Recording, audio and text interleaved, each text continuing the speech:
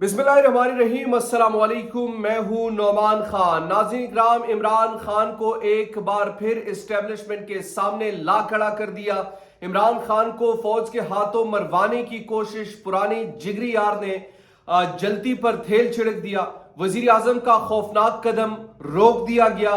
मरियम नवाज भी अफसुर्दा और अवाम का कचूमर निकालने के लिए हुकूमत ने आखिरी हद भी क्रॉस कर दी या पार कर दी।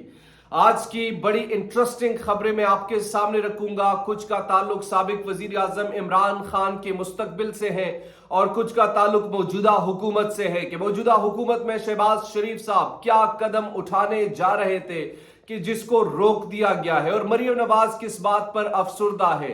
लेकिन सबसे इंपॉर्टेंट चीज वो शख्सियत जो कि इमरान खान के बड़े करीब थे, इमरान खान ने उन पर एहसानात की बारिश किए, इमरान खान ने उनको बनाया, इमरान खान की वजह से वो बने।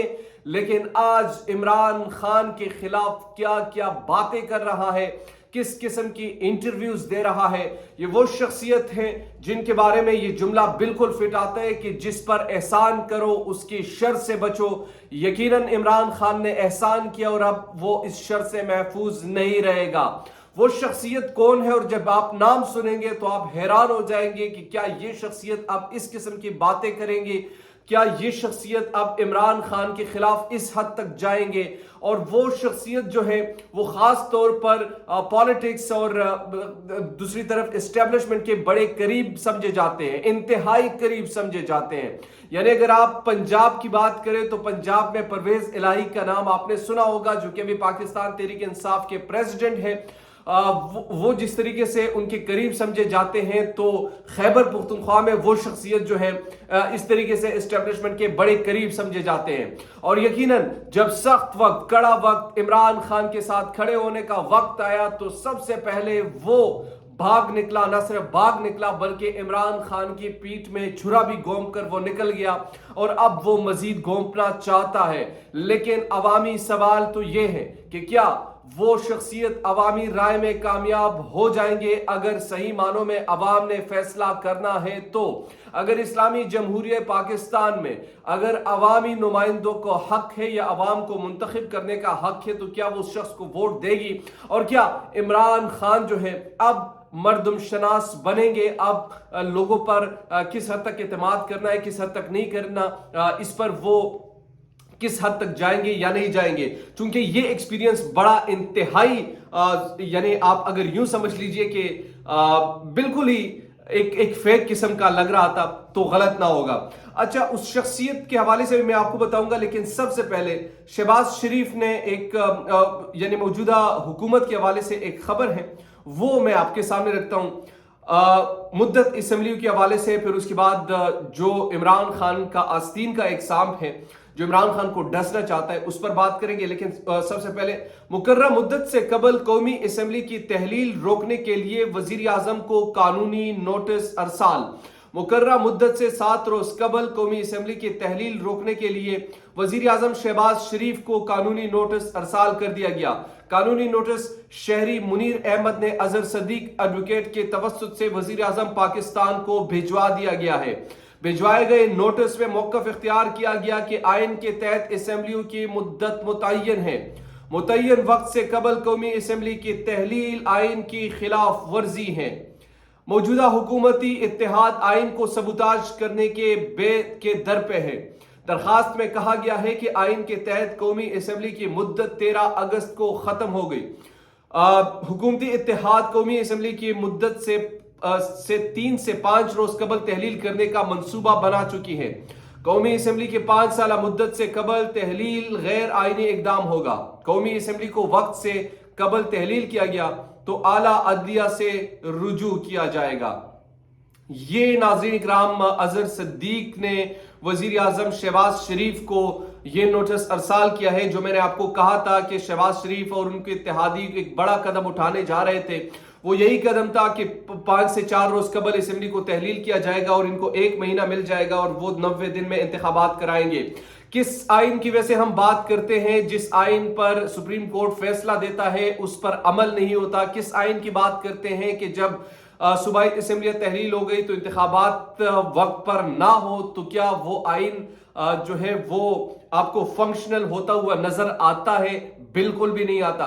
तो अब तो आइन वैसे ही सबूताज हो चुका है, अब मजीद भी ऐसा होगा। रास्ता उस वक्त नहीं रोका गया, अब होगा, आइंदा भी होगा। और लोग मैं आपको बता रहा हूं, जब हम मुस्तकबिल में जाएंगे तो लोग उस फैसले की खास तौर पर वहां पर मिसालें देंगे कि जनाब इस तरह तो एक चीफ जस्टिस ने फैसला भी दिया था 14 मई का, लेकिन क्या वो अमल में आया था? इस तरह हर फैसले तो अमल में नहीं लाए जाते। तो ये भी एक बुनियादी तौर पर एक सेट कर दी है उन्होंने, एक रूटीन उन्होंने सेट कर दी कि अब होता रहे बेशक। अच्छा, अब दूसरी जो बड़ी खबर है उसके बाद फिर हम बात करेंगे परवेज खटक और इमरान खान, जो कि इंतहाई यानी उन्होंने एक ऐसी बात कही है, जब मैं आपके सामने रखूं तो आपको समझ आ जाएगी।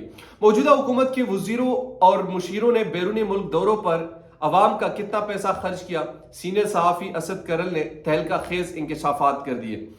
मौजूदा हुकूमत के वजीरों और मुशीरों ने गैर मुल्की दौरों पर गुज़िश्ता हुकूमत के मुकाबले में 150% से ज्यादा रकम खर्च कर डाली, जबकि ये हुकूमत गरीब आवाम पर रोजाना की बुनियाद पर बिजली महंगी करके बोझ पर बोझ बढ़ाती चली जा रही है, जिसका कोई पूछने वाला नहीं है। यह अब तसव्वुर कीजिए, हम इस्लामी जमहूरियत पाकिस्तान में रहने वाले एक ऐसे हुकूमत के बाशिंदे हैं कि जो कि अवामी मफाद का ख्याल नहीं रखती और पैसे ऐसे बेधड़क किस्म के जो कि अवाम से लेते हैं, अवाम की खून पसीने की कमाई वो अपने अयाशियों में सर्व करते। 150% पिछली हुकूमत से ज्यादा इस एक साल में इन्होंने अपने दौरों पर खर्च किए। वजीर आजम के अलग दौरे होते हैं, बिलावल यहाँ से अलग जा रहे होते हैं, अपने बहनों को भी साथ लेकर घूम रहे होते हैं, अपने फैमिलीज को भी साथ लेकर घूम रहे होते हैं, हज पर अपने पूरी टब्बर को साथ लेके जाते हैं। यानी अवाम का तो कोई ख्याल ही नहीं है, सिर्फ और सिर्फ अपने मफाद की बात उन्होंने करनी होती है। बहरहाल उन्होंने ये कहा है और हम क्या कहा जाए, पाकिस्तानी अवाम है अगर इसको इस तरीके से एक्सेप्ट करती है तो करने दे, नहीं करती तो एक दिन वो भी तंग आकर निकल आएगी। और अच्छा, हुकूमत ने अवाम पर बिजली गिरा दी। एक तरफ तो ये अयाशियां चली, दूसरी तरफ अवाम पर महंगाई का जो बोझ है वो रोजाना की बुनियाद पर गिराया जा रहा है। बुनियादी टैरिफ में 3 रुपए से 7 रुपए 50 पैसे फी यूनिट तक इजाफा, यानी बिजली भी अब महंगी हो चुकी है। अच्छा जी, जो मैंने सबसे पहले आपको बताया कि इमरान खान को एस्टेब्लिशमेंट के सामने ला खड़ा कर दिया है और क्या उनको फौज से मरवाने की एक कोशिश की जा रही है। परवेज खटक ने एक स्टेटमेंट दिया, उन्होंने कहा कि आजादी के नारों में इमरान खान फौज से आजादी चाहते थे। परवेज खटक साहब, पाकिस्तान तहरीक इंसाफ पार्लियामेंटेरियंस के मरकजी रहनुमा परवेज खटक ने कहा कि साबिक वजीर आजम इमरान खान के आजादी के नारे लगाते थे, हम समझते थे कि अमेरिका से आजादी की बात करें, मगर जो 9 मई की सूरत में पूरी दुनिया ने देखा असल में ये पाक फौज से आजादी चाहते थे।